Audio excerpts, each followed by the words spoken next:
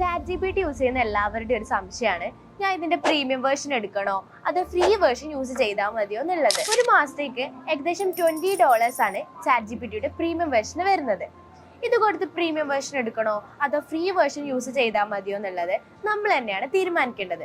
ഉദാഹരണത്തിന്, നമ്മൾ ചോദിക്കുന്ന ചോദ്യത്തിന് കറക്റ്റ് ആയിട്ടുള്ള ഒരു ആൻസർ ChatGPT തരുന്നില്ല, അല്ലെങ്കിൽ ചോദിക്കുന്ന ചോദ്യത്തിന് കുറച്ച് മിസ്റ്റേക്സ് ആയിട്ടുള്ള ഒരു ആൻസർ തരുന്നുണ്ടെങ്കിൽ നമ്മൾ പ്രീമിയം ട്രൈ ചെയ്യുന്നത് നല്ലതായിരിക്കും. അതുപോലെ തന്നെ ഒരു ദിവസം തന്നെ ഒരുപാട് തവണ ChatGPT ഉപയോഗിക്കുന്നുണ്ടെങ്കിൽ, ഉദാഹരണത്തിന് 3 മണിക്കൂറിനുള്ളിൽ 20 മെസ്സേജിന് മുകളിൽ നമ്മൾ ChatGPTനെയാണ് ചോദിക്കുകയാണെങ്കിൽ ChatGPT ഓട്ടോമാറ്റിക് ആയിട്ട് 3.5 വേർഷനിലേക്ക്, അതായത് ലോ ക്വാളിറ്റി ആയിട്ടുള്ള ഒരു ഔട്ട്പുട്ട് കിട്ടുന്ന വേർഷനിലേക്ക് സ്വിച്ച് ചെയ്യും.